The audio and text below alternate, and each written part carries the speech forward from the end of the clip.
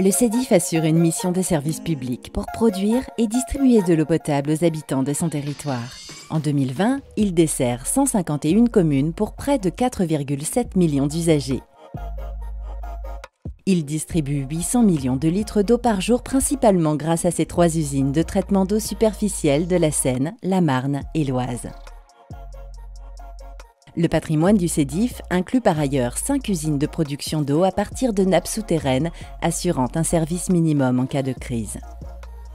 Il est le plus grand service public d'eau potable français et l'un des tout premiers en Europe. En 2020, le CEDIF a mis en œuvre les moyens nécessaires pour assurer la continuité de ce service public essentiel. La mobilisation sans faille des agents du CEDIF pendant cette période complexe montre son engagement auprès des territoires et des usagers. Il a notamment continué à effectuer plus de 420 000 analyses pour surveiller son eau et garantir une qualité d'eau irréprochable. Dès mars 2020, tous les usagers du CEDIF étaient rassurés sur la qualité de l'eau délivrée, un service essentiel qui l'est encore davantage lorsque les populations sont confinées et au moment où se laver les mains régulièrement est l'un des gestes barrières les plus importants comme rempart contre la transmission de la maladie. Pour assurer la maintenance et le renouvellement régulier de ces infrastructures, le CEDIF a investi 91 millions d'euros en travaux cette année, mais aussi pour soutenir l'activité économique de son territoire. En 2020, le CEDIF a poursuivi ses études visant à étendre la technologie d'osmose inverse basse pression, OIBP, à ses usines d'Arvigny, Méry-sur-Oise, Choisy-le-Roi et Neuilly-sur-Marne.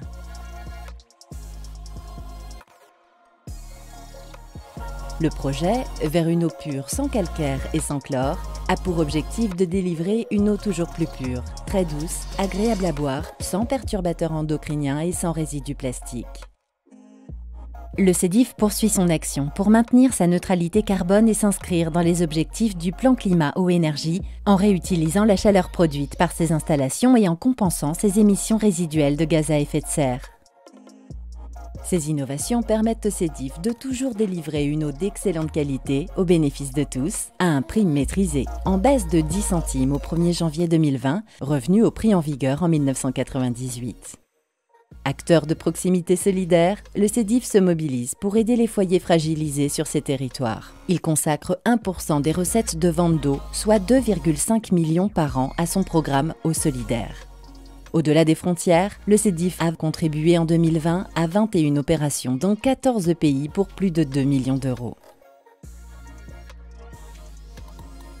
Parce qu'il est un acteur performant, engagé et durable au service des collectivités territoriales et des habitants, le CEDIF entretient et garde la confiance de ses membres. Année d'élection, 2020 salue l'arrivée de nouveaux délégués. 4 sessions de formation leur ont permis de se former au fonctionnement et aux enjeux du service public de l'eau malgré la crise sanitaire. Les nouveaux délégués ont réélu André Santini président et ont engagé leurs réflexions et leurs débats sur le choix du mode de gestion à l'horizon 2024. En s'appuyant sur les études menées en toute transparence par une équipe pluridisciplinaire et indépendante. En anticipant les enjeux d'avenir, le CEDIF se positionne comme un acteur innovant, performant et durable au service des collectivités territoriales et des citoyens.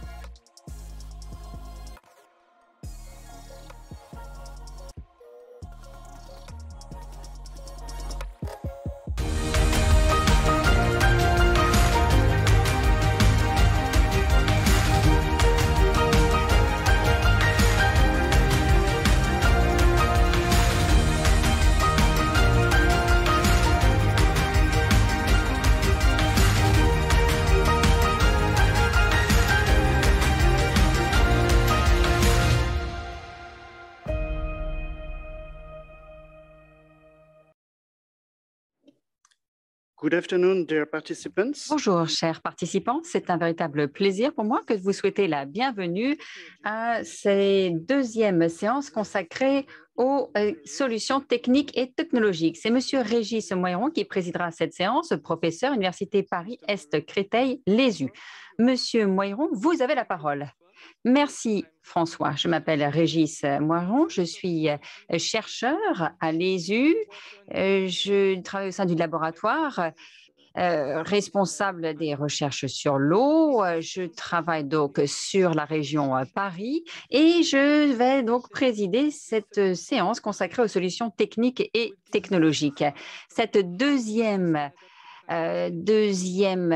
séance sur les solutions techniques et technologiques, eh bien, nous allons réfléchir un peu à la manière, au lien entre les ressources en eau et le changement climatique, la gestion des services de la gestion d'eau et également voir quel impact sur les stations d'épuration d'eau, la gestion de ces stations. Et enfin, nous terminerons avec une présentation sur la nouvelle instrumentation pour l'évaluation in situ des risques microbiologiques. Alors, quelques informations d'ordre pratique pour commencer. Je vais demander aux orateurs prévu de bien vouloir s'en tenir à leur temps de parole de 15 minutes. Et s'il y a des questions sur les présentations, eh bien, je vous demanderai de bien vouloir les mettre sur le chat et je me chargerai de les transmettre à la fin de chaque présentation. Je vous propose donc de commencer avec le premier orateur, David Poignard, qui travaille à Eau du Grand Lyon, qui appartient à Veolia.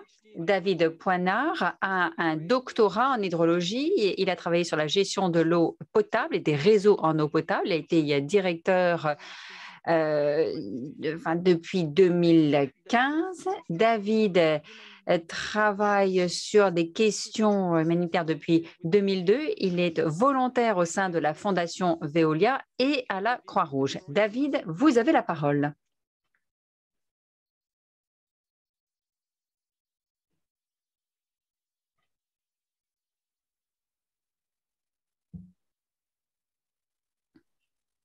Oui. Thank you, Mr. Moiron. Merci, Monsieur Moiron. Je vais faire ma présentation en français. Merci à tous et à toute l'équipe de l'UNESCO et aux traducteurs. Je vais vous présenter en effet une approche concrète de la gestion qualitative et quantitative de la ressource en eau de la métropole de Lyon face au changement climatique. Next, please. Next slide. Yes. Je vais vous présenter plus particulièrement deux volets qui semblent assez éloignés, mais qui en fait contribuent à nous adapter, à agir face à la problématique de ce changement climatique. Le premier volet aborde des solutions pragmatiques sur l'adaptation de la production d'eau. Et le deuxième volet concerne l'apport de la Smart City et de la data science dans la protection de cette ressource en eau. Donc, tout d'abord, voici quelques chiffres sur la métropole de Lyon. Nous alimentons 59 communes pour environ 1,3 million d'habitants via un réseau de 4000 km de canalisation.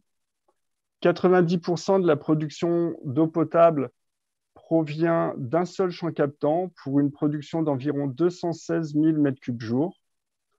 Ce site est composé de 114 puits qui captent l'eau souterraine des alluvions du Rhône.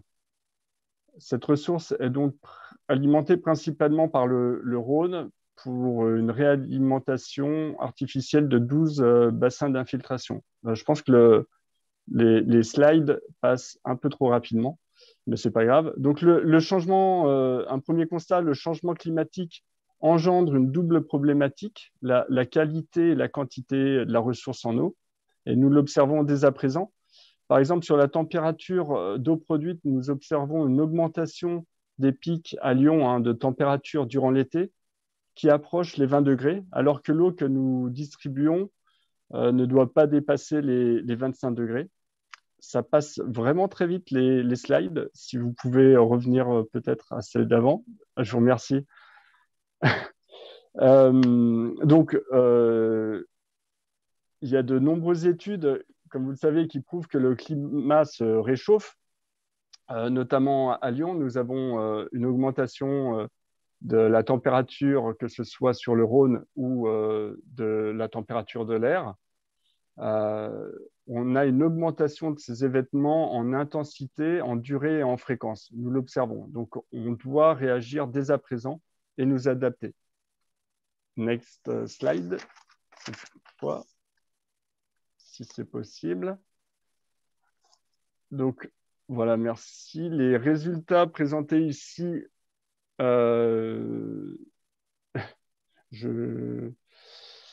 ouais, donc les résultats qui... Oui, non, c'était avant. Je pense c'était next one, before. Bon. Donc, les résultats, voilà, très bien. Merci. Les résultats présentés ici proviennent d'une thèse, la thèse d'Aurore Refloc, qui a été réalisée sur Lyon et traduite en opérations concrètes. Le premier point concerne le fonctionnement des bassins de réalimentation artificielle. Donc, les bassins que vous voyez en bleu clair sur cette figure permettent de soutenir le niveau de la nappe et de protéger la ressource souterraine en créant un dôme piézométrique. L'inconvénient est qu'il participe localement au réchauffement de la nappe en période estivale. Donc, comme parade, nous avons revu nos procédures d'exploitation en diminuant le niveau d'eau dans ces bassins de réalimentation. Cela permet en effet de réduire la charge et donc de limiter la vitesse d'infiltration. Mais cela ne suffit pas. Donc, next slide, please. Yes, perfect. Nous avons donc équipé les puits de sondes de mesure de température. Lorsque la température dépasse un seuil, le pompage est stoppé automatiquement et il est repris dans des zones plus froides. Par contre, cette procédure soulève de nouveaux problèmes auxquels nous devons répondre dans les prochaines années. Le premier, c'est un risque de développement bactérien autour des puits qui sont à l'arrêt. Et le deuxième point, c'est un déplacement et une progression de ce panache de température sur l'ensemble du site de captage. Next, thank you. Ouais, non, before. Non, before. Encore. Donc, ouais, voilà. Nous avons donc décidé d'augmenter le taux de chloration en sortie d'usine de production, et ce, de façon automatique. Encore une fois, lorsque l'eau en sortie d'usine dépasse les 19 degrés, le taux de chloration passe de 0,2 à 0,3 mg par litre. Nous avons également mis en place un suivi spécifique et renforcé de la qualité de l'eau en période estivale. En fonction des résultats, nous adaptons nos pratiques. Donc, dernièrement, pour aller plus vite, nous effectuons des tests de mesure en continu de la qualité bactériologique de l'eau par cytométrie et ATP-métrie. L'idée étant vraiment que plus le résultat est rapide à obtenir, plus vite nous pouvons réagir. Next slide sur le Smart City. Donc voilà ce qui m'amène à vous parler de la Smart City. Donc depuis 2015, nous avons à Lyon entièrement modernisé notre système d'information. Nous avons investi plus de 11 millions d'euros sur notre système d'information avec des nouveaux outils notamment et environ 20 millions d'euros sur le déploiement de nouveaux capteurs, que ce soit les compteurs télérelevés, des capteurs de fuite, de pression et de qualité de l'eau. L'objectif étant de répondre aux exigences du contrat de la collectivité pour atteindre le niveau de performance, de suivi et de contrôle et pour apporter de nouveaux services aux clients. Finalement, c'est aussi pour rendre service à l'environnement. Le fait de maîtriser les consommations des consommateurs, ça permet de maîtriser aussi le niveau par rapport aux ressources. Ah, ça s'est passé un petit peu vite encore. Voilà, merci. Donc, l'image que vous voyez à droite de votre écran présente de façon simplifiée notre architecture fonctionnelle de ce système d'information. Premièrement, nous avons amélioré nos bases de données descriptives, que ce soit les clients, nos équipements techniques, en réseau, en ouvrage, mais aussi en informatique. Chaque élément est spatialisé. Donc ça, c'est la brique numéro 1. La brique numéro 2, chaque élément a aussi sa fiche de vie digitale. Tout est tracé de façon numérique, notamment avec nos capteurs, mais aussi avec des outils de mobilité pour tracer les comptes rendus d'intervention. Chaque compte rendu, chaque intervention est digitale. À noter que ces capteurs et ces smartphones font également partie des équipements à suivre. Le point numéro 3, c'est que toutes ces données sont déversées dans un entrepôt de données ce qui nous a permis de ne pas solliciter les bases de données métiers et d'améliorer les performances générales du système. En point 4, cela permet aussi d'avoir un accès à toutes nos données en un seul endroit, de les croiser, de les analyser. Nous avons intégré des data scientists dans nos équipes. On est vraiment dans de l'innovation. Ils ont mis en place des outils d'analyse du machine learning, ce qui permet d'avoir des analyses spatiales, temporelles, mais aussi prédictives, avec l'enrichissement de données extérieures comme les données de Météo France. Au total, en point 5, ce qu'on peut dire, c'est que nous suivons aujourd'hui plus de 360 indicateurs de performance qui ont été construits avec le métier et pour le métier. Certaines données sont acquises en temps réel et nous pouvons faire des prévisions horaires, journalières ou plus en fonction du besoin qui est à bien définir. Next. Thank you. Ceci a considérablement changé nos façons d'opérer et en termes de résultats, nous avons observé de nombreux gains. Nous avons augmenté notre rendement, le rendement de réseau de 7 points, de 7% en 2 ans. Nous sommes passés de 78% à 85%. La figure que vous voyez présente la courbe des débits de nuit. Ce sont les débits mis en production vers 3 heures du matin. Ce sont les débits de nuit de 2002 à nos jours et nous sommes passés de 6000 m3 à 4000 m3 grâce à de nombreuses évolutions et innovations. Les compteurs télérelevés ont permis également aux abonnés de mieux maîtriser leur consommation, notamment les particuliers qui on a vu une baisse de leur consommation individuelle de plus de 5%. Entre le passage du compteur classique à un compteur télérelevé. Ce sont des exemples de résultats concrets sur la limitation des pertes en eau et du gaspillage. Donc, une amélioration pour l'environnement qui se traduit par la baisse des émissions de gaz à effet de serre, par exemple, et l'amélioration du bilan carbone. Et en dernière slide, en conclusion, s'il vous plaît. Donc, attention, effectivement, les ressources en eau sont fragiles, que ce soit en qualité et en quantité. Nous devons nous adapter et anticiper pour les générations futures, mais pour les générations actuelles aussi. Il est urgent d'agir et cela passe par de l'innovation et par des plans d'investissement. L'innovation permet d'améliorer la résilience des villes, des collectivités, et nous devons lutter contre le gaspillage en eau, en énergie, en papier, en plastique, en consommables. En bref, nous devons être plus sobres et intégrer nos plans rendement dans un niveau un peu plus large, c'est-à-dire le plan climat. Voilà, je vous remercie pour votre écoute et je vous repasse la parole, professeur Moiron. Thank you. Merci David pour votre présentation et puis désolé pour les petits soucis techniques. Pas de problème. Mais on a fini par y arriver.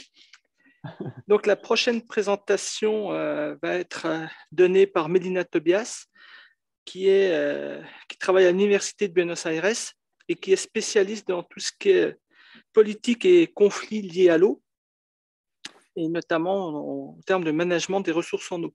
Depuis 2009, elle travaille sur le problème de la gestion des bassins et sur l'approvisionnement en eau potable et sur la gestion des aspects de réseau d'assainissement, notamment pour la ville de Buenos Aires.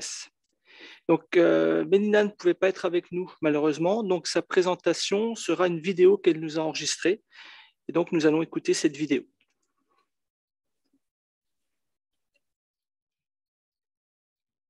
My name is Melina Tobias, and I will be presenting the paper that we wrote with Emilia Lentini on urban growth and water and sewage services in the metropolitan area of Buenos Aires, Argentina.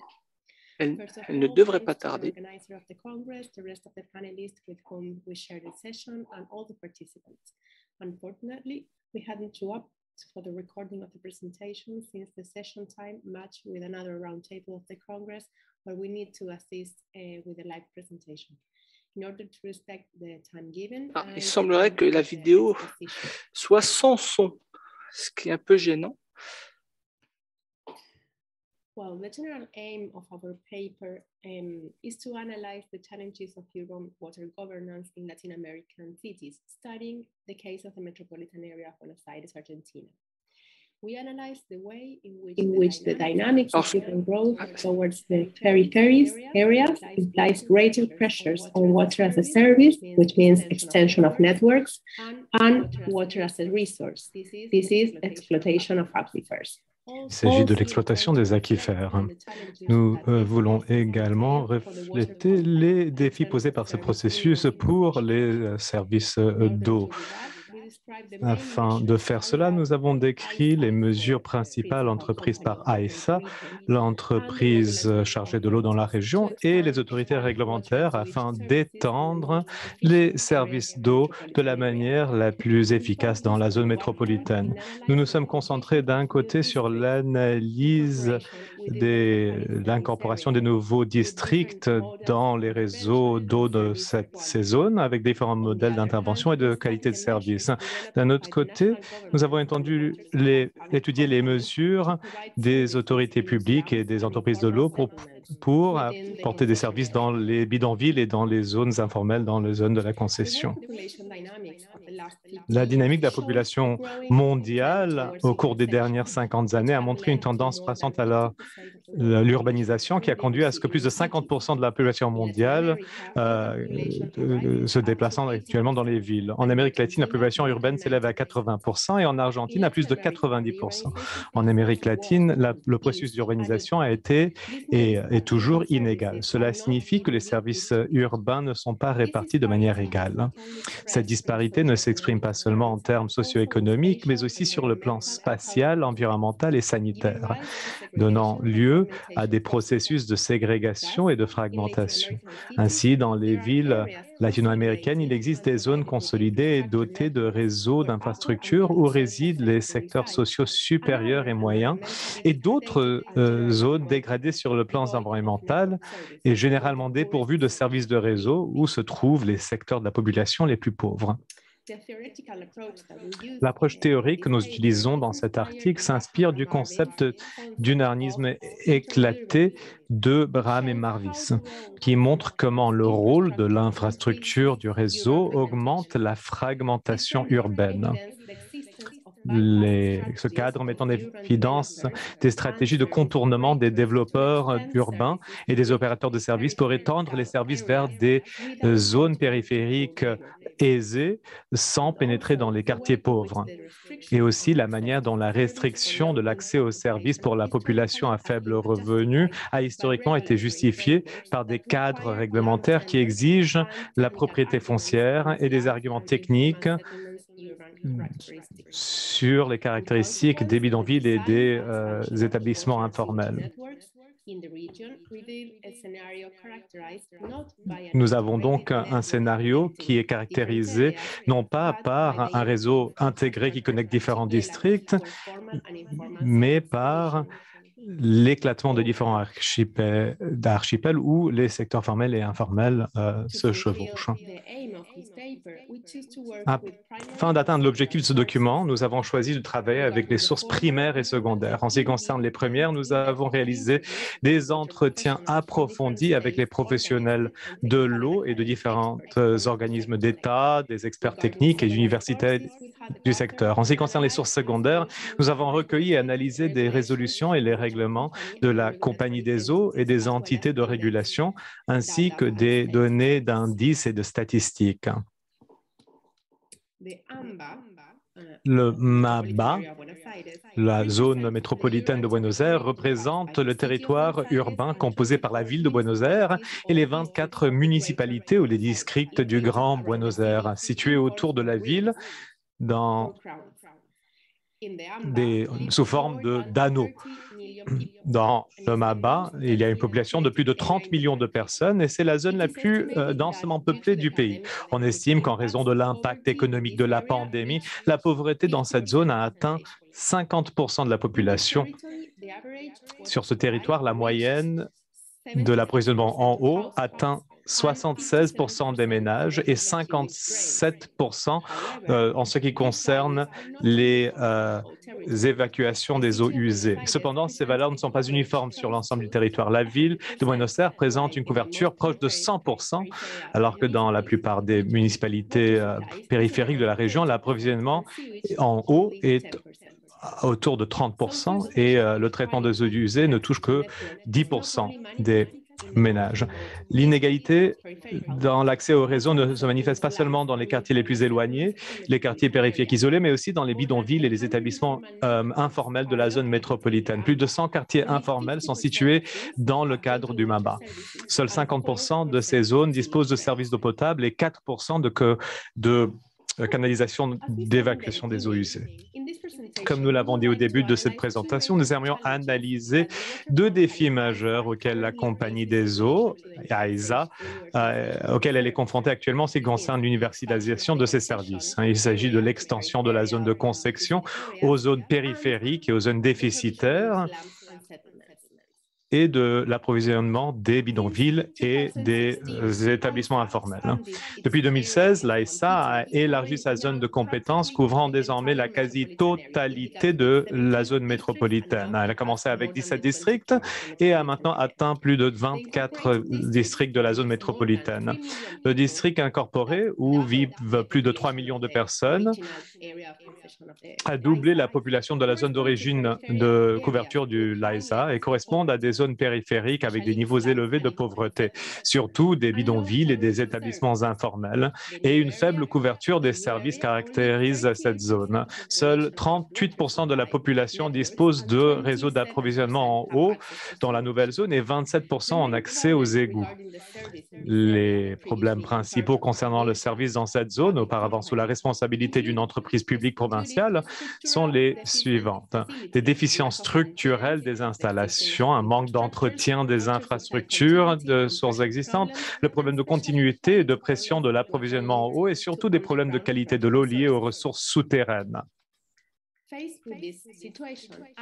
Face à cette situation, l'AESA, une entreprise d'État, a dû préparer un plan de régularisation de la qualité de l'eau distribué dans les nouvelles zones incorporées qui comprenaient des mesures pour assurer et améliorer à court et moyen et à long terme la qualité de l'eau des nouveaux districts. Dans un premier temps, la stratégie principale qui fut analysée était d'étendre des grandes canalisations d'eau potable pour remplacer l'approvisionnement en eau souterraine pour utiliser des eaux de surface. Les limites de cette logique d'extension qui est spécifique et historique de la société d'exploitation et le problème de la temporalité et des grands travaux d'infrastructure. Cette situation met en lumière la question de savoir comment réconcilier les délais requis par les grands travaux d'infrastructure avec les situations de santé critiques et immédiates. De plus, il est important de noter le contexte macroéconomique argentin associé à des niveaux élevés de volatilité. Des chocs périodiques, des crises et une inflation élevée qui conditionnent fortement le financement et l'exécution de grands travaux d'infrastructure. Donc, les grands travaux d'infrastructure et des processus d'investissement en Argentine doivent cacher des risques, sont supposés cacher des risques macroéconomiques.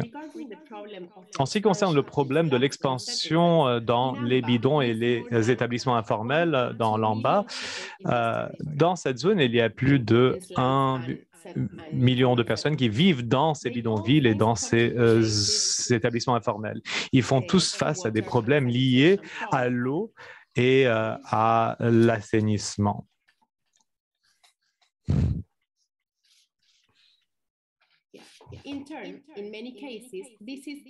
Dans de nombreux cas, ces problèmes sont renforcés par le besoin de partager les toilettes avec d'autres ménages. Dans les bidonvilles, que nous appelons les vichas, qui sont à l'intérieur de la zone qui est servie par AESA, donc la ville de Buenos Aires est la première couronne de districts autour de la ville. Dans cette zone, la stratégie prédominante pour l'approvisionnement en eau est fait par des réseaux autoconstruits et des connexions clandestines au réseau de l'entreprise au-delà du périmètre du district. Il y a de nombreux problèmes de basse pression et de contamination possible des tuyaux avec des rejets, des canalisations et la pollution des sols.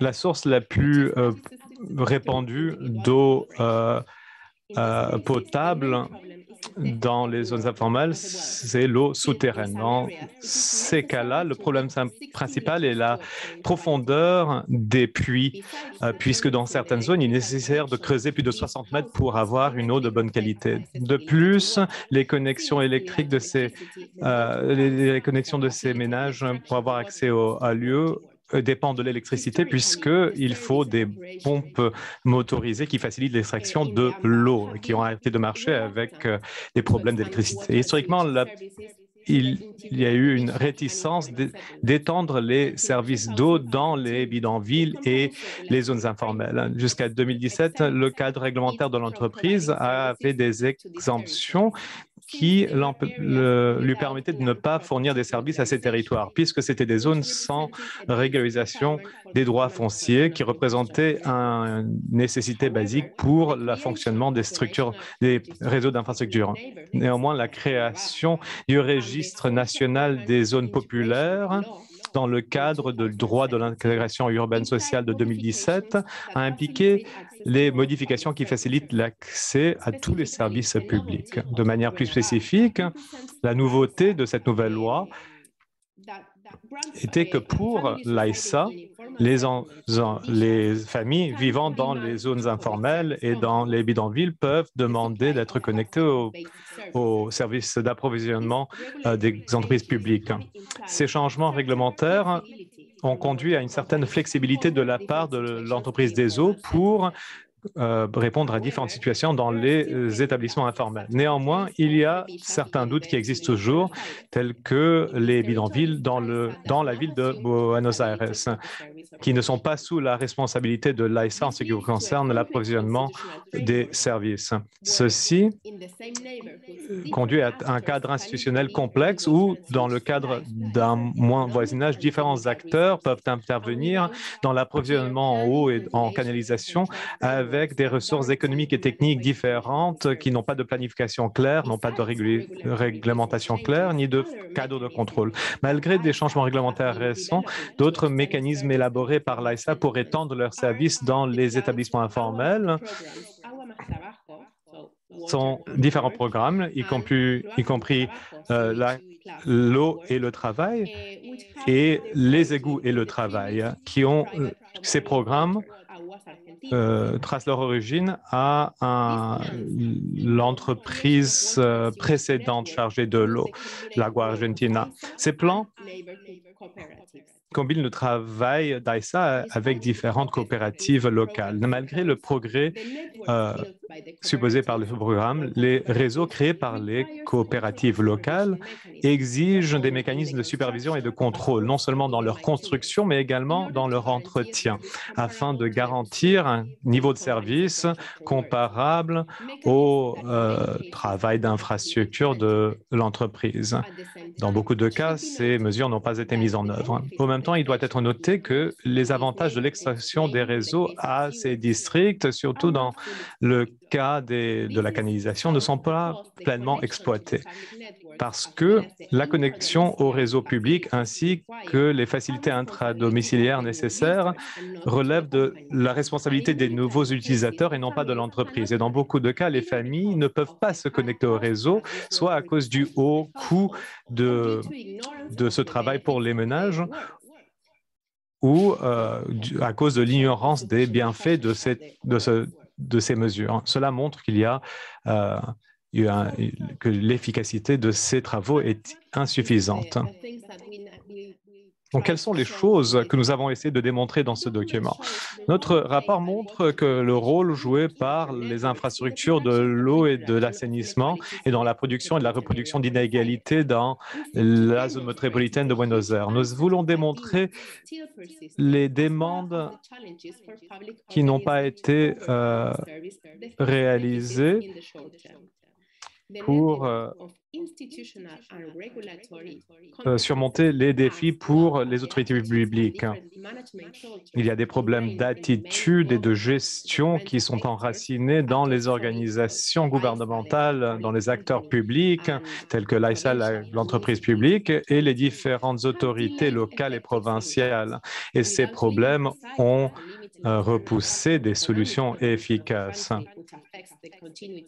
La situation économique du pays a impacté également le développement de l'infrastructure, surtout en ce qui concerne l'infrastructure de l'eau et des canalisations.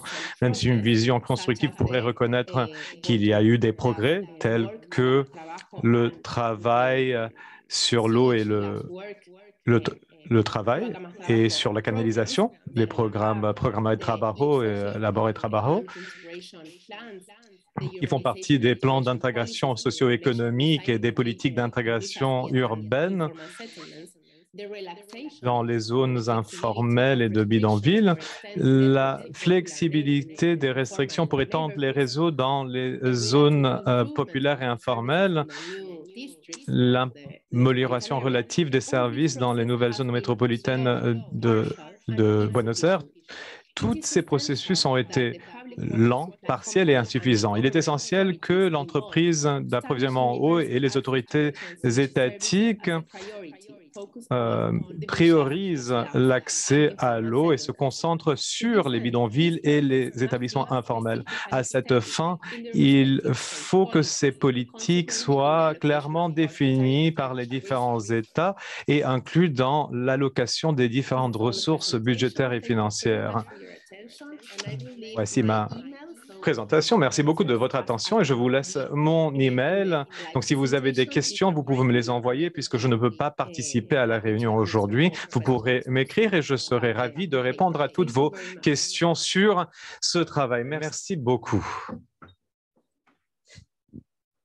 Donc, comme Mélina vous l'a rappelé, elle ne peut pas être présente à la conférence. Donc, si vous avez des questions, n'hésitez pas à lui transmettre par email. Elle y répondra. Donc, la prochaine présentation nous sera donnée par Laurent Brunet, qui est directeur technique depuis 2015 chez Suez France, où il est en charge d'une part de la définition des standards métiers, de l'appui technique aux exploitants et de la fixation et du contrôle des objectifs techniques, et également de la gestion des risques opérationnels. Et donc, sa présentation va nous donner une autre vision des stations d'épuration et de leur gestion. Bonjour. Merci Régis et merci de me donner la parole sur ce sujet de récupération des ressources au niveau des stations d'épuration. Effectivement, en tant que directeur technique chez Suez, j'interviens sur plusieurs projets de ce genre, projets de récupération de ressources dans les stations d'épuration. Et je voulais partager quelques réflexions globales sur ce sujet-là. Suivante, s'il vous plaît. Voilà, donc après une brève introduction, je ferai un bilan, une liste des ressources disponibles dans les stations d'épuration. Je ferai également une liste de ce que je considère être des leviers de succès ou des aspects qui permettent de faciliter la récupération de ces ressources. De la même manière, à l'inverse, je listerai quels obstacles ou quels freins peuvent se présenter dans la récupération des ressources. Et je vous proposerai ensuite quelques éléments de conclusion. S'il vous plaît, merci. Voilà, donc d'abord, pour commencer, je voudrais souligner le fait que l'histoire de l'assainissement des eaux usées, finalement, a eu pour objet de répondre à un certain nombre de questions qui se sont posées de manière successive. La première question qui s'est posée, c'est une question de santé et d'hygiène. Finalement, la première question, c'était comment protéger la population des maladies, des pathogènes qui sont véhiculés par les eaux souillées. Et la réponse, ça a été pendant longtemps, pendant des siècles, ça a été de transporter les eaux usées loin des zones habitées, d'éloigner les eaux usées de la population. Après, il y a une deuxième question qui est venue se... Non, s'il vous plaît, merci. Il y a une deuxième question qui est venue se superposer à cette première question. Ça a été la protection de l'environnement et principalement des milieux aquatiques. Puisque les flux d'eau usée qui étaient déchargés dans les milieux aquatiques grandissaient, et ces milieux aquatiques n'avaient plus la capacité de les auto-épurer Et donc, pour répondre à cette deuxième question, ça a été tout le mouvement de construction de stations d'épuration, essentiellement au siècle dernier. Et aujourd'hui, je pense qu'on assiste finalement à une troisième question qui vient se superposer aux deux premières. Ça ne veut pas dire que les deux premières sont complètement résolues. Évidemment, il faut encore continuer à répondre aux deux premières questions, évidemment. Mais il y en a une troisième qui vient se rajouter, pardon, qui est finalement comment récupérer des ressources depuis les eaux usées urbaines et en particulier au niveau des stations d'épuration, puisqu'on est, on est de plus en plus dans un monde de ressources rares. Et dans ce monde de ressources rares, toutes les activités, et entre autres l'assainissement, doit s'inscrire de plus en plus dans une logique d'économie circulaire. Alors, quand on parle de ressources, s'il vous plaît, merci. Quand on parle de ressources disponibles au niveau des stations d'épuration, quelles sont ces ressources? La première et la plus évidente, c'est l'eau. Finalement, la station d'épuration, c'est un endroit où il y a toujours de l'eau. C'est un endroit où convergent toutes les eaux usées de l'agglomération. Et si un jour il n'y a plus d'eau à la station d'épuration, ça veut dire que l'agglomération s'est vidée de ses habitants. Donc c'est un endroit où il y a toujours de l'eau, et dans des périodes où les stress hydriques deviennent de plus en plus sévères, et ça a pu être dit lors de présentations précédentes, la disponibilité de l'eau, la disponibilité permanente de l'eau, c'est quelque chose qui a une grande valeur. Et puis c'est aussi un endroit où la qualité de l'eau est relativement constante, maîtrisée, assez facilement contrôlable. Et donc, c'est un endroit, cette ressource récupérable, a beaucoup de valeur et elle peut être utilisée, alors éventuellement après des traitements complémentaires, elle peut être utilisée pour de l'irrigation, pour le nettoyage des varies, pour l'arrosage d'espaces verts, etc. Plusieurs usages possibles qui peuvent lui être donnés. Alors, pour pouvoir mener à bien, dans de bonnes conditions, un projet de récupération d'eau usée traitée après station d'épuration, il y a 3 enjeux à adresser correctement. Le premier enjeu, bien sûr, c'est un enjeu sanitaire. Il faut pouvoir donner à l'utilisateur de cette eau réutilisée toutes les garanties de qualité et confiance dans cette qualité, de telle manière que cette utilisation de l'eau ne présente aucun risque inacceptable d'un point de vue sanitaire. Donc, premier enjeu sanitaire. Le deuxième enjeu, c'est un enjeu économique. La mise en œuvre d'une solution de réutilisation d'eau usée, ça a un coût. Donc, toute la question, ça va être quel est le bon équilibre entre ce coût de mise en œuvre d'une solution comme celle-là et la valeur de la disponibilité de l'eau dont je parlais précédemment. Et à partir du moment où on arrive à trouver ce bon équilibre, on adresse correctement cet enjeu économique. Et puis, il y a un troisième enjeu à adresser, c'est un enjeu également environnemental. Il faut s'assurer que si on récupère de l'eau à la sortie de la station d'épuration, cette eau, on ne va pas la rejeter au milieu naturel. Il faut s'assurer qu'elle ne va pas manquer au milieu naturel. Et la question peut se poser, par exemple, en période d'étiage sévère, quand une station d'épuration parfois sert à soutenir l'étiage d'un cours d'eau qui a un petit débit, récupérer l'eau en sortie de station d'épuration pourrait rendre encore plus sévère l'étiage de la rivière. Donc, c'est un enjeu également à adresser correctement. Mais à partir du moment où ces 3 enjeux, donc sanitaire, économique, environnemental, sont correctement adressés, les projets de réutilisation des eaux usées traitées en sortie de station d'épuration trouvent tout leur sens dans un contexte de changement climatique et de raréfaction des ressources en eau. La suivante, s'il vous plaît. Merci. Donc, la deuxième ressource disponible dans les stations d'épuration, c'est l'énergie. Alors, l'énergie, principalement, elle provient de la digestion anaérobie des boues d'épuration, digestion anaérobie qui va produire du biogaz. Alors, ce procédé de digestion des boues est un procédé qui est utilisé, connu et maîtrisé depuis longtemps, maintenant depuis plusieurs décennies. Les digesteurs de stations d'épuration sont des technologies qui sont très matures. Maintenant, ce qui est nouveau, c'est que quand on quand les premiers digesteurs, quand on a commencé à installer des digesteurs dans les stations d'épuration, l'objectif, c'était de réduire les quantités de boue d'épuration. Le biogaz qui était produit, une partie était utilisée dans le process de la station d'épuration pour maintenir en température, par exemple, le digesteur. Et puis, quand il y en avait trop, on le brûlait. Donc, on n'avait pas, dans de rares cas, mais en général, il n'y avait pas cet objectif de réutiliser le biogaz. Aujourd'hui, c'est différent. Aujourd'hui, le biogaz qui est produit par la méthanisation des boues d'épuration, on peut en faire plein de choses. On peut le réinjecter dans le réseau de gaz. C'est maintenant possible. Il faut le traiter d'abord, mais on peut le réinjecter dans le réseau de gaz. On peut le cogénérer pour faire un mix énergie, chaleur, électricité. On peut en faire du carburant pour les véhicules. Il y a beaucoup d'utilisations possibles. Ça amène aussi à repenser la conception des stations d'épuration, parce que cet objectif nouveau, c'est maximiser la production de biogaz. Et donc, la conception ou le dimensionnement des stations d'épuration peut éventuellement être amené à évoluer si on intègre cet objectif-là.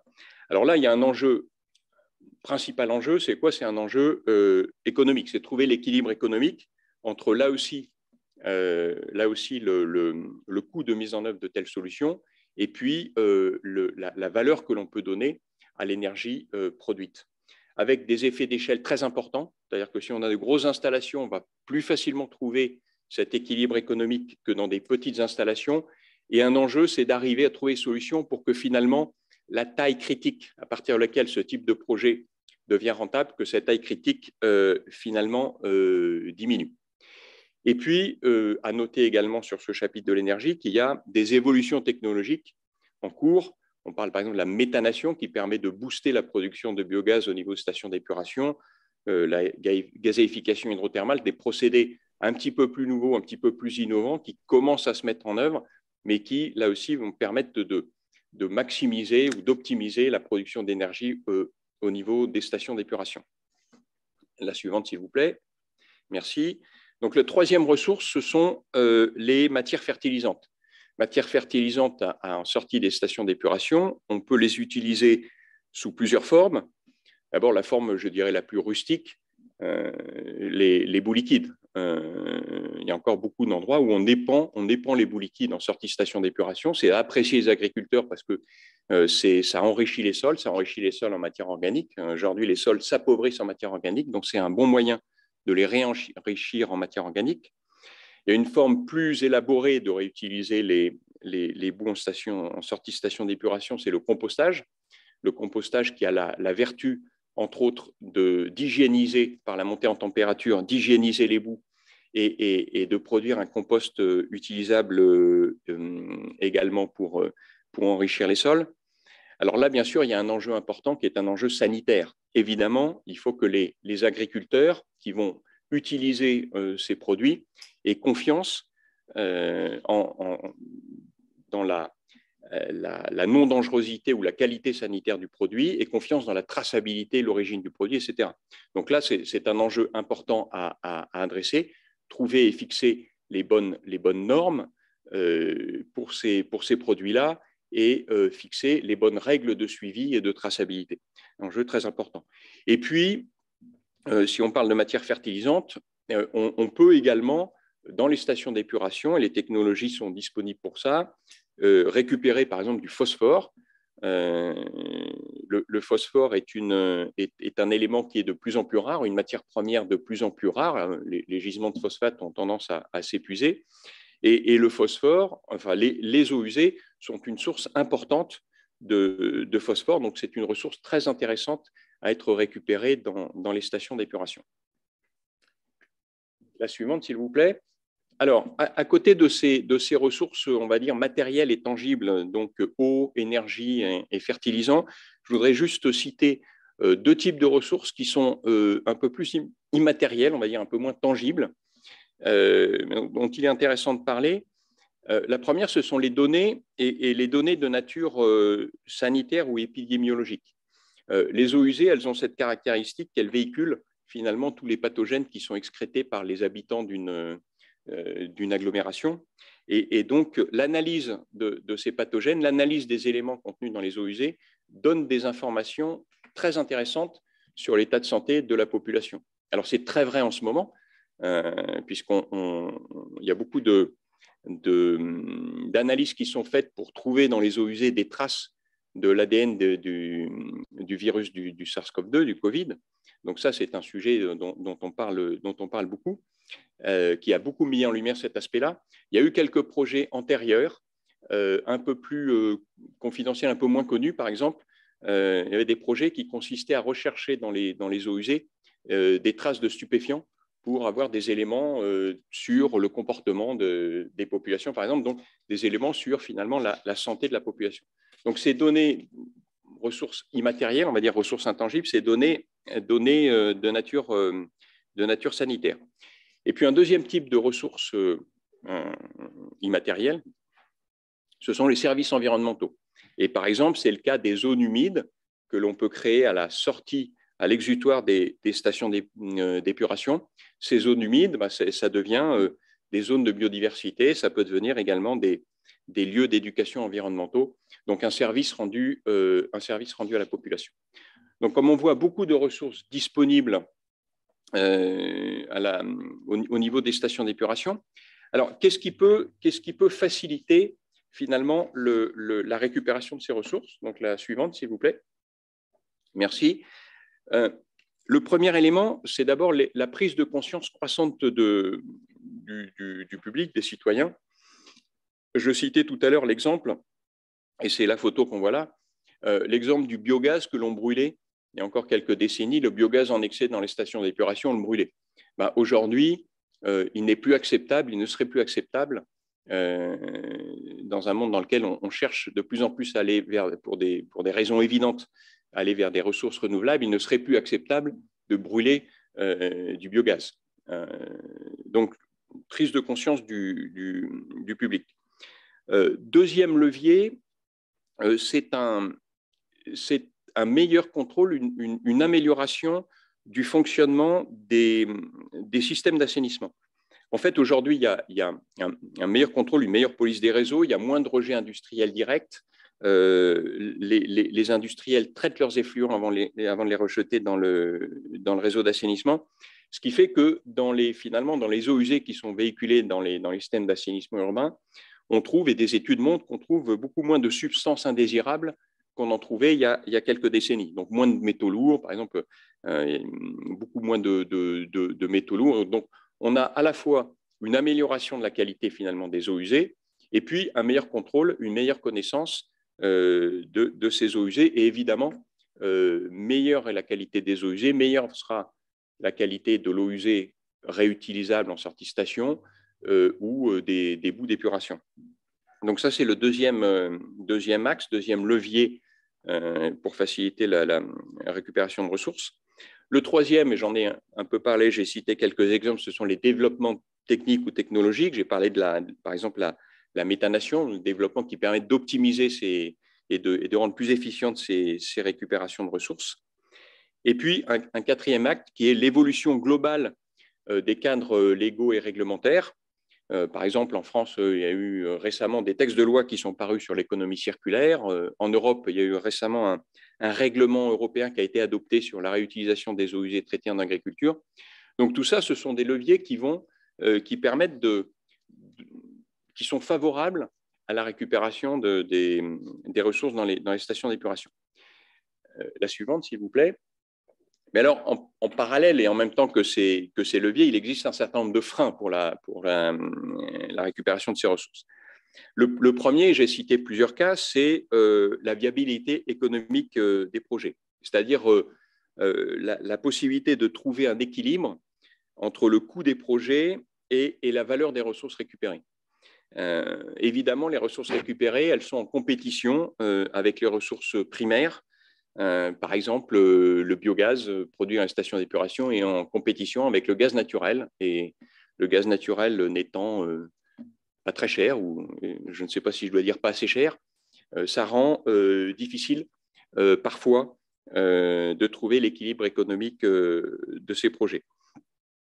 Deuxième obstacle, c'est une opposition, en tout cas apparente, entre deux types d'enjeux, les enjeux environnementaux qui poussent à la réutilisation des ressources, à l'économie circulaire, et les enjeux sanitaires avec des préoccupations croissantes concernant, par exemple, les polluants émergents, les micropolluants. Ce n'est pas qu'il y a plus de micropolluants aujourd'hui, mais c'est qu'on les mesure plus aujourd'hui, on les détecte mieux, et donc la préoccupation est croissante autour de ces sujets-là. Troisième frein qui est un peu lié au second, c'est un frein culturel. Et les eaux usées véhiculent une image qui n'est pas toujours forcément positive. Les débats autour de ce sujet-là sont parfois passionnés, même si un certain nombre d'enquêtes montrent qu'il y a une évolution positive autour de ces considérations. Et d'ailleurs, et j'ai noté dans une présentation précédente qu'il était dit que plus on va être vers une rareté des ressources, et plus finalement ces résistances culturelles peuvent être levées. Et puis, dernier point, le cadre global réglementaire. Même si j'ai dit tout à l'heure que de manière globale, le cadre réglementaire évoluait dans le bon sens, il est vrai qu'il reste encore un certain nombre de rigidités réglementaires, au cas français par exemple, qui rendent difficile la réalisation de certains de ces projets. La suivante, s'il vous plaît. Voilà, donc en conclusion, et comment on pourrait finalement progresser sur ce sujet en s'appuyant sur les leviers, en essayant de lever les différents freins. Donc, je propose 6 pistes finalement de réflexion. Les 3 premières sont de nature plus technique. Donc, augmenter les connaissances, par exemple, je citais le cas des micropolluants, améliorer les connaissances sur les micropolluants, sur leur effet, sur leur toxicité, pousser le progrès technologique, et je citais des exemples pour permettre finalement d'avoir des solutions plus efficientes, plus productives, avoir des outils très clairs et très objectifs d'évaluation des impacts environnementaux des différents projets et pouvoir faire le bilan, les balances entre les aspects positifs et négatifs de différents projets. Donc ça, c'est 3 sujets, 3 axes plutôt techniques. Après, 2 axes plutôt autour de la gouvernance un peu globale. Continuer à maintenir et toujours s'améliorer dans la bonne gestion des systèmes d'assainissement, de telle manière que la confiance dans la bonne gestion de ces systèmes, dans leur maîtrise, aide à surmonter certaines craintes qu'il peut y avoir. Évidemment, partager entre toutes les parties prenantes les enjeux de ces projets-là de manière très large et très claire et très transparente. Et puis, évidemment, pour couronner le tout, qu'il y ait un engagement politique très clair pour pousser à ce que l'assainissement puisse rentrer de plein pied dans l'économie circulaire. Je vous remercie et je suis à votre disposition pour répondre à vos éventuelles questions. Merci Laurent pour cette présentation qui a couvert d'une façon quasi exhaustive toutes les ressources potentielles que peuvent représenter les stations d'épuration. Je pense qu'on ne manquera pas de questions lors de la session de questions. Donc nous allons passer à la dernière présentation qui va nous être donnée par Dan Angelescu. Dan Angelescu est le président de Fluidion, mais c'est également le directeur de la recherche et développement. Et depuis plusieurs années, il travaille au développement de capteurs pour la mesure de la qualité de l'eau, aussi bien in situ que dans d'autres contextes. Il est titulaire d'un doctorat en physique qu'il a obtenu à Princeton en 2003 et d'une habilitation à diriger les recherches en 2010 qu'il a obtenue à l'Université Paris-Est. Et donc, Dan, je te propose de présenter vos travaux. Tu présentes seul, tu n'es pas avec Olivier, hein? Je présenterai seul, oui. Eh bien, je te donne la parole. Très bien. Merci beaucoup. Merci Régis pour cette présentation. Donc, je vais présenter en français comme tous les présentateurs précédents. J'avais le choix entre les deux. Donc, nous avons présenté un travail joint entre Fluidion et Sepia Conseil qui porte sur le développement d'une nouvelle méthodologie et de l'instrumentation associée pour réaliser des analyses de risques microbiologiques in situ. Next slide, please. Donc, c'est quoi le but? Bon, les mesures de Escherichia coli peuvent être utilisées pour réaliser des études de risque sanitaire des eaux et notamment de mesurer l'impact sur la rivière et sur le milieu récepteur de différentes décharges d'eau usée, voire d'autres eaux qui pourraient être contaminées par des différents pathogènes qui peuvent être suivis grâce aux bactéries indicatrices d'une contamination fécale. La pollution urbaine peut être complexe et il peut y avoir différentes sources de pollution. Il peut y avoir différentes sources par temps sec ou par temps de pluie. Par temps sec, on peut avoir des mauvais branchements au réseau unitaire, mais on peut aussi avoir certaines unités qui ne traitent pas leurs eaux usées, comme c'est le cas aujourd'hui de beaucoup de péniches dans les rivières franciliennes et en France en général. Par temps de pluie, ça peut être des déversements d'orage, des réseaux unitaires, ou bien ça peut être le lessivage des sols, etc., qui apporte beaucoup de pollution dans les milieux récepteurs. Donc, ce sont soit des pollutions diffuses, soit des pollutions ponctuelles, et des fois, tous ces variables se mélangent. Donc, les modèles souvent sont simplifiés et souvent manquent les données d'entrée pour pouvoir faire des prédictions de qualité. Les méthodes traditionnelles d'échantillonnage à un point fixe et tous les quelques jours ne sont pas nécessairement représentatives pour une pollution diffuse, voire pour une pollution ponctuelle quand on est en proximité de cette pollution. Donc, les méthodes actuelles sont inadéquates pour pouvoir suivre à long terme les bactéries dans les rivières et notamment, il manque les données in situ. Aujourd'hui, l'ensemble des méthodes comporte la mesure en laboratoire qui se fait sur des prélèvements effectués sur place, mais les résultats de mesure arrivent plusieurs jours, voire plusieurs semaines plus tard. Donc, on va présenter ici un cas de mesure de l'impact en effet de la pollution par les eaux usées des péniches habitées, qui ont différents systèmes de traitement sur place, voire aucun, et c'est sur un site dans la Marne, en région parisienne. Next slide, please. Donc, pourquoi c'est important de faire ces études de pollution? Bon, d'accord, parce qu'on parle beaucoup aujourd'hui, on a vu dans plusieurs présentations dans les sessions antérieures, on parle de la baignade en Île-de-France, dans la Marne, dans la Seine. Donc, pour pouvoir être en contact avec l'eau, cette eau doit être d'une qualité suffisante pour ne pas comporter des risques sanitaires. Cette qualité aujourd'hui se suit par la mesure de bactéries indicatrices d'une contamination fécale. Et d'ailleurs, la même mesure s'applique aussi aux événements sportifs comme les Jeux olympiques qui vont s'organiser en 2024 et qui comportent certaines épreuves qui se tiendront directement dans la rivière. Donc aujourd'hui, on n'a pas une mesure claire de la pollution des péniches. Donc il y a différentes mesures qui ont été prises pour la connexion des égouts de ces péniches tout à l'égout, etc. Mais ce n'est pas facile. Donc ce sont des solutions difficiles et donc une vraie étude de l'impact et puis aussi de l'efficacité des différentes mesures de traitement sur site est très importante. Donc nous avons fait cette étude en collaboration avec Sepia Conseil sur un groupe de bateaux qui était représentatif dans le sens où il y avait plusieurs types de systèmes de gestion des eaux noires, voire des eaux grises sur ces bateaux. On était en proximité de Saint-Maur, donc sur la Marne, et ici nous voyons une photo aérienne du groupe de 5 bateaux qui a été utilisé pour l'étude.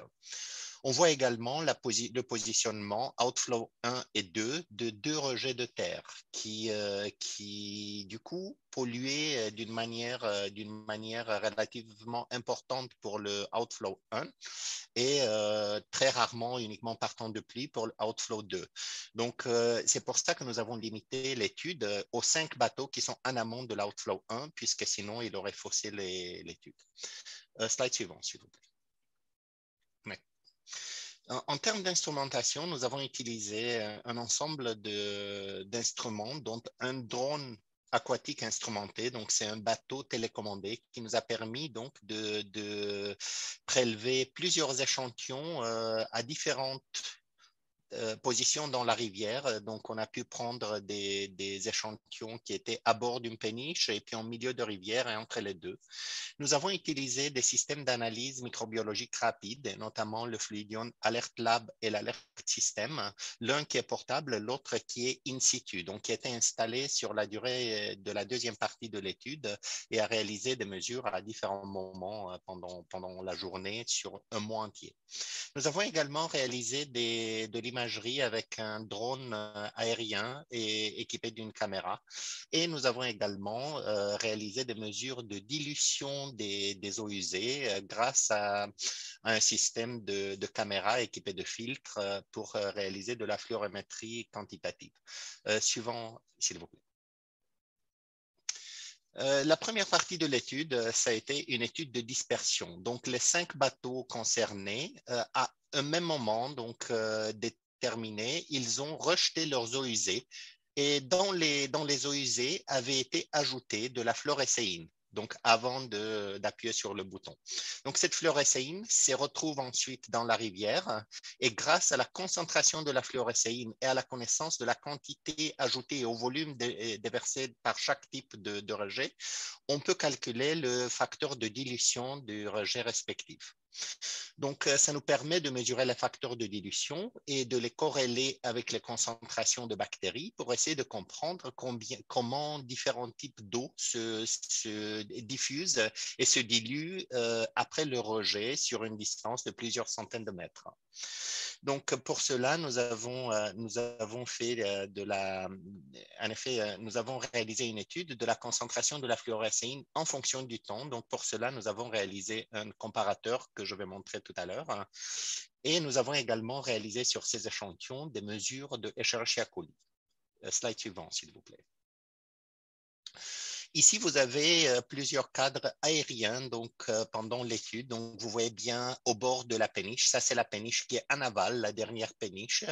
Et vous voyez au temps zéro, c'est avant le rejet des eaux usées et de la fluorescéine correspondante. Et ensuite, vous voyez les différentes décharges jusqu'à la fin de la pollution, où bon, ça a duré longtemps dans les eaux stationnaires près des bateaux, mais la partie principale était partie depuis longtemps dans le dernier cadre. Vous voyez également la position du drone qui se déplaçait en effet entre cette position et une position à 5 mètres plus loin, qui était près du milieu de la rivière, pour essayer de voir comment la fluorescéine diffuse pas juste le long des bateaux, mais aussi sur un axe perpendiculaire. Slide suivant, s'il vous plaît. Donc, ici, c'est le comparateur de fluorescéine, rien de particulier. Il a été réalisé avec du mélange de l'eau de la Marne pour éviter la présence d'une certaine fluorescence parasite. Donc, grâce à ce comparateur, nous pouvons comparer chacun des échantillons avec ses voisins proches pour lui déterminer la concentration de fluorescéine, donc le degré de dilution, le facteur de dilution. Slide suivant, s'il vous plaît. Ce graphique donne le résultat de cette première étape de l'étude, l'étude de dispersion. Donc, la courbe bleue et les points bleus associés correspondent à la concentration de fluorescéine détectée. Donc, vous voyez qu'on a le moment où les eaux ont été rejetées de manière synchrone. C'est marqué par une flèche et c'est marqué flash. Ensuite, on voit des pics successifs qui correspondent au rejet des différents bateaux. Et également, donc, on voit qu'on a 4 pics qui se distinguent et puis un 5e qui est plus bas. Mais en effet, ce 5e pic correspond au rejet du dernier bateau. Et celui-là, il est particulier parce qu'il avait une grande cuve de rétention des eaux usées qui avait 1 mètre cube qui a été rejeté tout à la fois. Donc, on observe sur les concentrations d'Escherichia coli. Donc, on voit que les premiers pics ne comportent pas vraiment une croissance d'Escherichia coli. Par contre, on voit bien l'effet de cette cuve de mètre cube où les concentrations augmentent d'une valeur autour de 1600, qui était la valeur moyenne, jusqu'à 2700. Slide suivant, s'il vous plaît. Donc, on a fait quelques calculs pour vérifier la cohérence de ces mesures et notamment pour les eaux grises, nous avons fait des mesures à des différents types d'eau grises, mais aussi on a mesuré l'eau usée qui était dans ce réservoir de mètres cubes et on a obtenu des valeurs qui étaient de l'ordre du million de bactéries par 100 ml. Ensuite, nous avons calculé le facteur de dilution et nous avons multiplié ça ou divisé la concentration initiale par le facteur de dilution et nous avons obtenu une valeur attendue à peu près entre 100 et 500 Escherichia coli par 100 ml. Et on voit bien sur le slide précédent que la croissance est bien de cet ordre-là entre la valeur avant la décharge de ce mètre cube et après. Donc, on a quelque part la confirmation que nous faisons des mesures qui sont cohérentes entre le modèle et ce qui est mesuré in situ. Slide suivant, s'il vous plaît.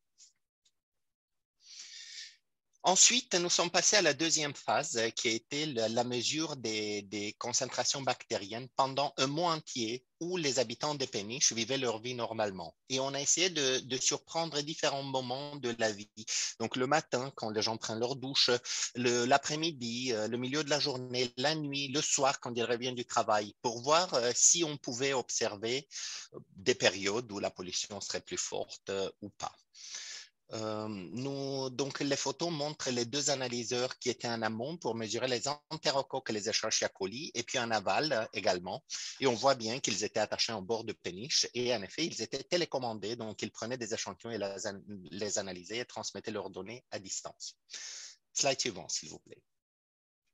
Donc, ici, nous voyons les deux mesures. Donc, Mindanao, c'est en aval et Adonis, c'est en amont.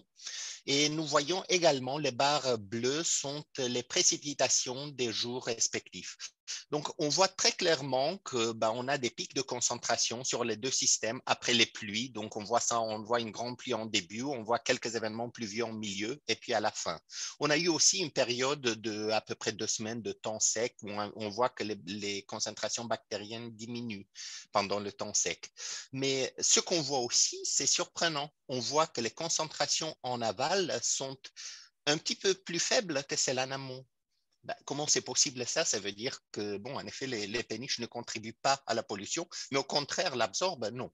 Bien sûr que non, mais ça veut dire qu'en effet, par rapport aux autres facteurs existants, la pollution que nous avons mesurée par rapport aux eaux rejetées par ces péniches était plus faible que l'incertitude de mesure. Et si on va sur le slide suivant. Dan, il te reste 2 minutes. Très bien, je suis dans le temps, merci.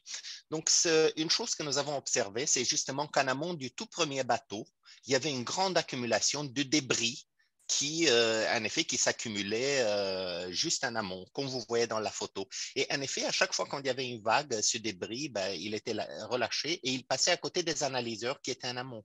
Et ce débris, ça contient plein de choses, y compris de la matière fécale, qui peuvent être des excréments de chiens, etc., qui ont été lavés par les pluies et arrivent dans la rivière.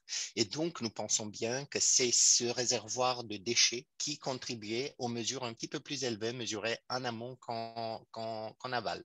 Mais ça montre de doigt une vraie problématique de ce type d'études, c'est que les facteurs qui peuvent perturber une étude comme ça sont multiples et que finalement, des facteurs comme ça peuvent avoir un effet beaucoup plus important que la source de pollution que nous pensions mesurer. Une autre chose importante, c'est que les déversements qui viennent des berges sont aussi beaucoup plus importants par 2 ordres de grandeur que nous avons mesurés comme pollution de ces péniches. Bien évidemment, cela est très particulier à ce cas. Ça ne veut pas dire que les péniches ne doivent pas traiter leur eau usée. Au contraire, ils doivent traiter leurs eaux noires absolument. Les eaux de douche, c'est une autre question, puisque avec les facteurs de dilution mesurés, ceux-là, ils ne seraient pas mesurables avec aucune méthode,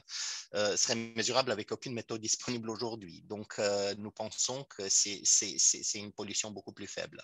Mais ce qui est le plus important, et si on va sur le dernier slide, s'il vous plaît, c'est que nous avons développé une technologie robuste qui est cohérente entre la mesure entre le modèle et l'expérience, qui nous permet, grâce à plusieurs instruments novateur d'évaluer les impacts à court terme et aussi à long terme des différents types de pollution qui sont des pollutions un petit peu entre la pollution diffuse et la pollution localisée. C'est une pollution localisée, mais sur toute une longueur de bateau. Donc, ça commence à être entre les deux. Et ce qui est intéressant, c'est que justement, les outils et les méthodologies que nous avons développées nous permettent aujourd'hui d'appliquer ces méthodes sur des sites complexes, des sites de baignade, des sites des événements sportifs comme les Jeux olympiques, triathlon, etc. Et dernier slide, juste pour remercier à nos sponsors, s'il vous plaît. Vous avez également nos adresses de mail de moi-même et d'Olivier Saison de Sepia Conseil, au cas où vous auriez des questions sur ces travaux. Il y a aussi une publication qui est sortie l'année dernière en technique sciences méthode qui porte sur ces résultats. Donc, je vous remercie beaucoup et je reste ouvert à toutes questions.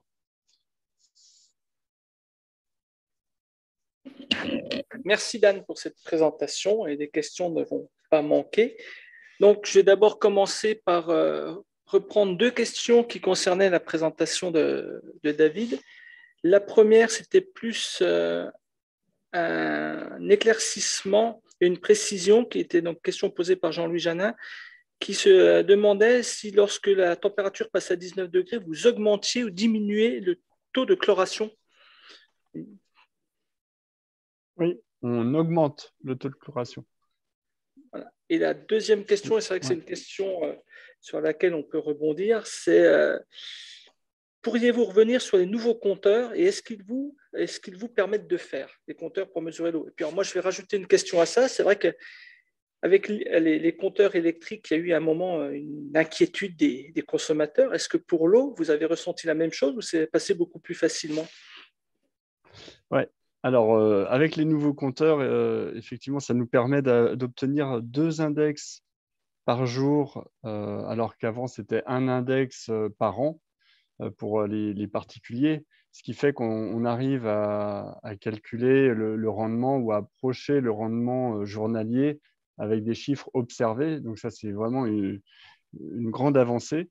D'autre part, sur ces compteurs, il y a une analyse qui se fait dans le compteur lui-même, c'est-à-dire il y a des températures, donc ça nous permet de savoir si le compteur est pas loin de geler ou pas. Donc c'est un nouveau service au client et ça permet d'éviter un grand nombre de gels de compteurs chaque année, alors qu'avant c'était vraiment catastrophique. Il y avait 3000 compteurs chaque année qui gelaient et c'était aux frais du client, donc c'était pas terrible.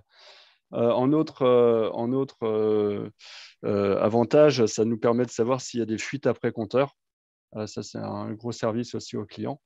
Et tout un tas d'analyses de débit justement pour le consommateur lui-même, avec des seuils d'alerte qu'il peut figer lui-même. Et après, sur votre question, donc Régis, sur la partie inquiétude, non, on n'a pas eu, on a eu sur les 400 000 clients, on a dû avoir une centaine, environ 1000 demandes, 1000 courriers et seulement environ 500 refus de mise en place de ces compteurs télérelevés. Alors, pourquoi pas les compteurs télérelevés de l'eau et pourquoi plus ceux électriques? Je ne sais pas trop. Effectivement, ce serait à creuser. Merci pour cette réponse. Et donc là, il y avait également ensuite des questions concernant la présentation de Laurent. Une première qui était un commentaire, à la fois commentaire et question de Villiers Lafritte. Plus l'assainissement se verra comme dépollueur, plus il consommera d'énergie. Et plus il se verra comme valorisateur de ressources disponibles, plus il peut être un outil de la nécessaire transition. Donc, est-ce que vous pouvez commenter cet aspect? Et puis après, je rebondirai en vous posant une autre question. Oui, mais je suis d'accord. C'est-à-dire qu'effectivement, l'enjeu, c'est sans doute qu'ils se voient comme les deux, qu'ils fassent, alors pour reprendre une expression un petit peu à la mode en ce moment, qu'ils fassent les deux en même temps. C'est-à-dire que la vocation, c'est un peu les 3 questions que je mettais au début, c'est-à-dire vocation pour l'assainissement des pollueurs et protection de l'hygiène, et aussi récupération de ressources. Et le fait qu'ils se voient comme récupérateurs de ressources, oui, ça aide aussi à à lui donner de la valeur aux yeux des citoyens. Mais je pense qu'effectivement, c'est important qu'il ait cette double vision et cette double approche. Alors là, je voulais rebondir sur les différentes ressources et en fait des concurrences qui pourraient exister aujourd'hui, puisque là, on est vraiment tout au bout du tuyau avec ce qui arrive dans les stations d'épuration, mais il y a de plus en plus de projets. Et là, je pensais notamment au cas du phosphore et à sa récupération, qui concerne la récupération ou la séparation à la source des urines. Est-ce que vous pensez que l'un peut vivre avec l'autre ou est-ce qu'il ne va pas y avoir une concurrence déloyale?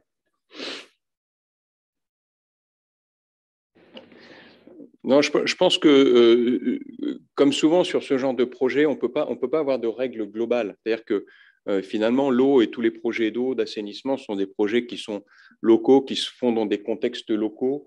Et finalement, chaque territoire va avoir sa propre réponse en fonction de la manière dont si on est dans un habitat plus ou moins dispersé, si on est des stations d'épuration dispersées ou compactes, etc. Donc, je pense que tout type de solution doit être investigué, doit être recherché et à chaque fois faire les meilleurs choix. Et c'est vrai qu'il y a des projets de recherche sur la séparation des urines à la source. Après, on part aussi d'un parc existant et on ne va pas transformer la totalité du parc existant. Donc, de toute façon, la coexistence entre les différents projets, elle a de longue vie devant elle. Une autre question que j'ai relevée sur le chat de Jean-Louis Janin qui se posait la question du réemploi des eaux usées comme eau potable et surtout la vision réglementaire de la chose aujourd'hui. Et puis peut-être, alors je ne sais pas si on peut parler du projet Jourdain, qui est sur Poitiers, je crois, où il y a une volonté d'aller dans ce... Oui, alors, j'ai envie de dire que il y a le réemploi des eaux usées traitées comme eau potable. Alors, Jourdain, d'ailleurs, c'est exactement ça. Hein. On fait de la prose sans le savoir. On en fait sans le savoir depuis des décennies, puisque les stations d'épuration rejettent dans des milieux naturels, des rivières, et plus loin en aval, on récupère l'eau des rivières pour traiter, pour en faire de l'eau potable. Donc, projet Jourdain, c'est donner, comment dirais-je, une échelle supérieure à tout ça. Donc, finalement, de toute façon, quand on parle de l'eau, on parle d'un cycle. Donc, le cycle, on est où qu'on se place dans le cycle, on a ce qui est en amont est aussi en aval. Enfin, voilà, c'est l'image du cycle. Après, ce que je vois plus difficile, évidemment, ça serait un réemploi direct, comme le cas de Windhoek, par exemple. En France, en Europe, on est loin de ça, et la réglementation encore loin de ça, parce que la réglementation procède par étapes. C'est-à-dire, on va réglementer les usages les uns après les autres. Il y a déjà un grand pas qui a été franchi pour unifier la réglementation au niveau européen en ce qui concerne l'irrigation, l'utilisation agricole, donc sur un règlement commun, sur une base commune. Il y a un certain nombre de projets aussi en France pour essayer d'aller vers des réglementations de certains usages particuliers. Donc l'idée, c'est déjà d'avoir des cadres réglementaires qui s'élargissent petit à petit. Je pense que réglementer pour une réutilisation directe en potabilisation, on en est encore loin. Il y a beaucoup de chemin à faire d'un point de vue culturel, d'un point de vue acceptabilité, etc. Merci. Alors, deux questions cette fois-ci pour Dan.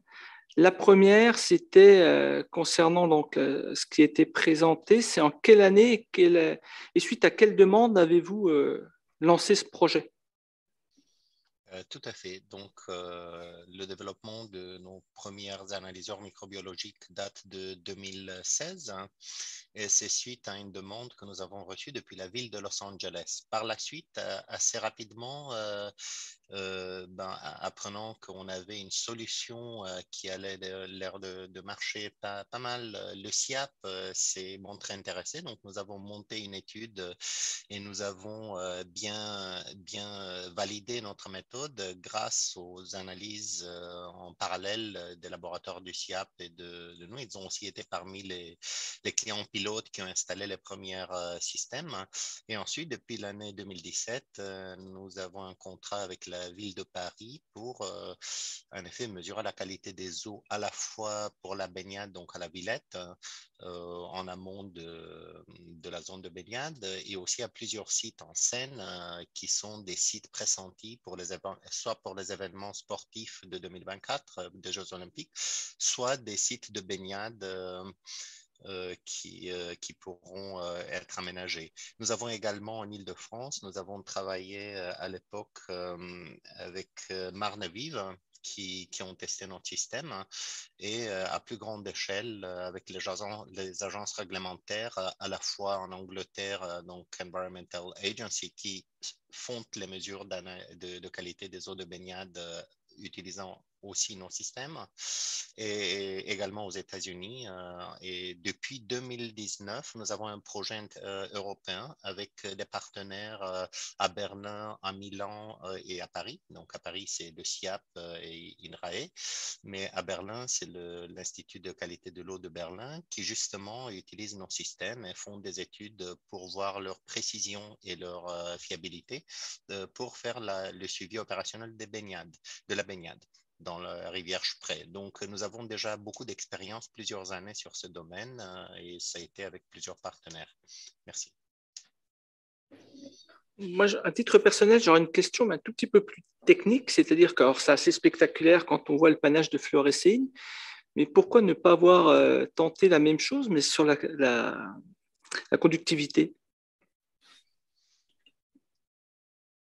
Très bien, on aurait pu, en effet, en conductivité, on ne peut pas mesurer le même nombre d'ordres de grandeur, si vous voulez. Donc, ici, on parle de facteurs de dilution de 10-3, 10-4 et 10-5. On peut mesurer même 10-6 avec la fluorescéine. Avec la conductivité, on aurait dû saturer la rivière en sel, ce qui aurait eu un impact beaucoup plus important du point de vue écologique, et on n'aurait pas pu mesurer ces facteurs de dilution. Merci Dan. Alors, pour revenir au premier exposé, il y a une question concernant ces compteurs qui font beaucoup parler. Sont-ils généralisés en France? Alors, non, pas. Ça dépend des collectivités. C'est à la demande des collectivités qu'on déploie ou non les compteurs télérelevés. Et après, il existe plusieurs technologies, que ce soit chez Suez, SOR, qui ont des compteurs et des technologies, des solutions qui sont en compteurs télérelevés.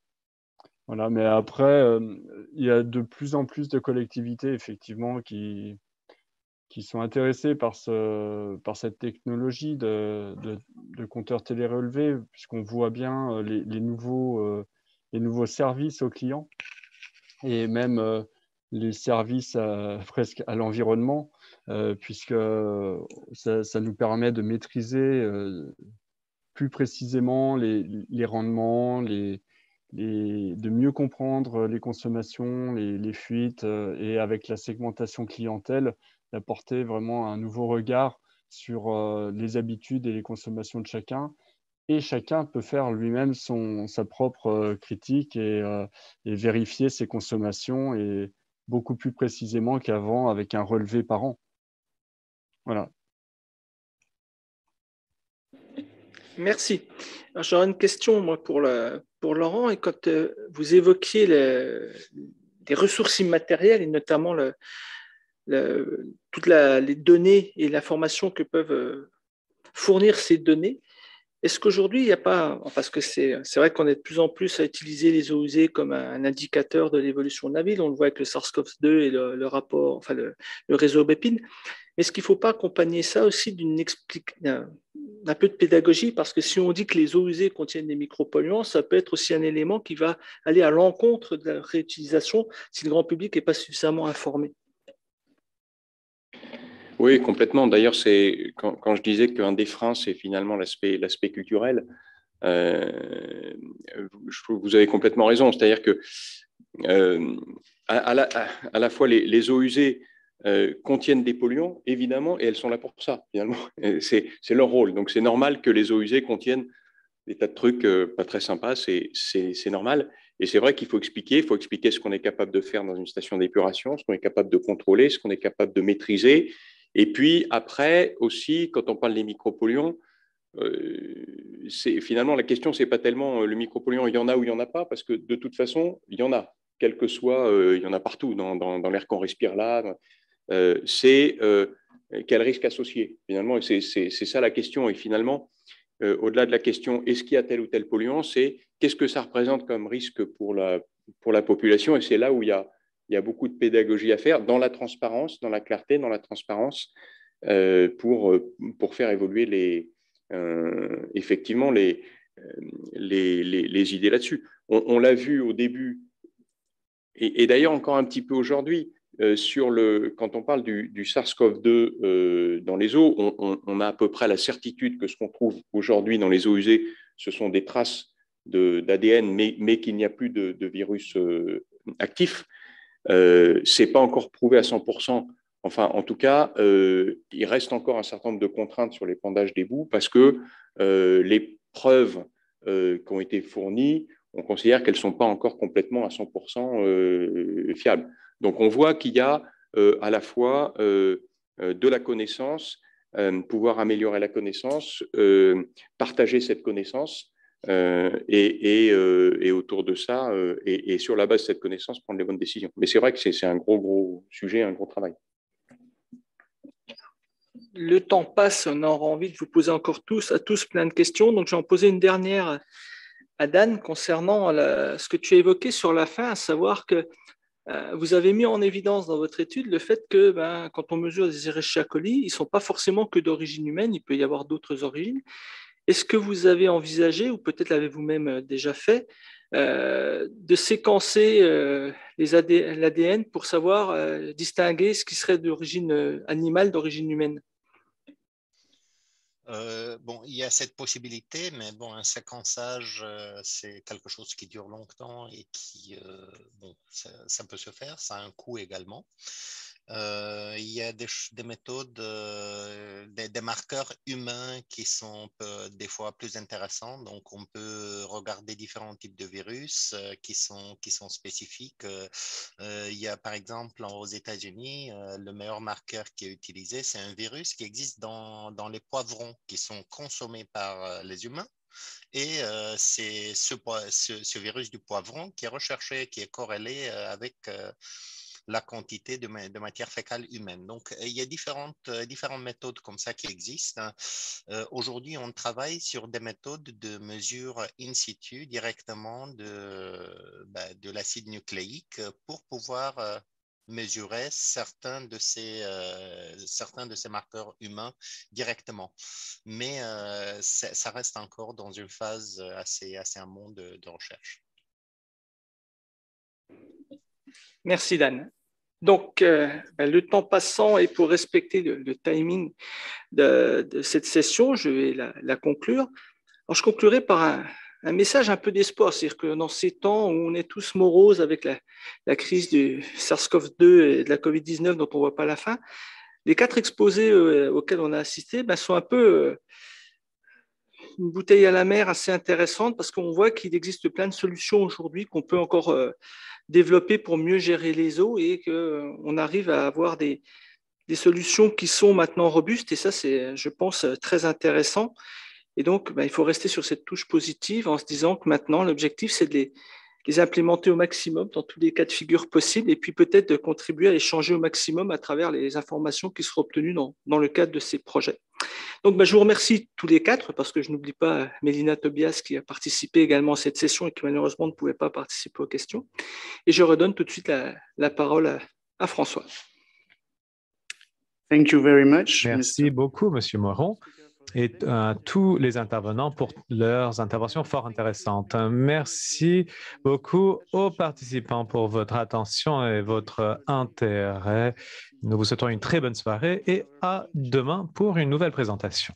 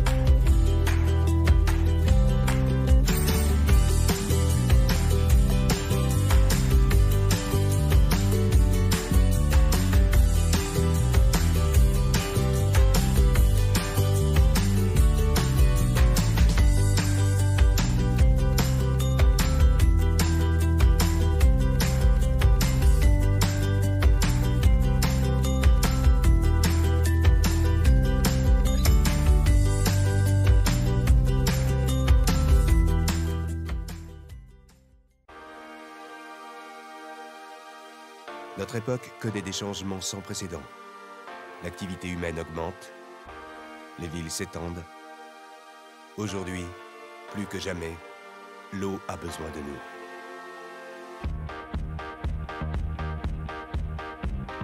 Le traitement de l'eau, c'est notre responsabilité. Une histoire d'hommes, de femmes, faite d'engagement et de savoir-faire. C'est notre histoire au SIAP.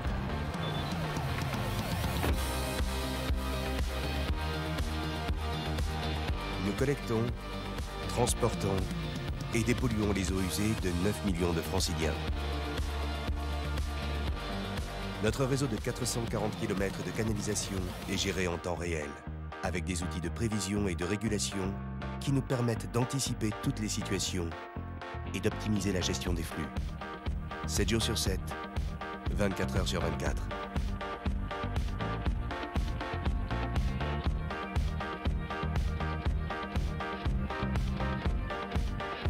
Chaque jour, dans nos usines, nous traitons 2,5 millions de mètres cubes d'eau usée. Grâce à un savoir-faire et des équipements uniques en Europe.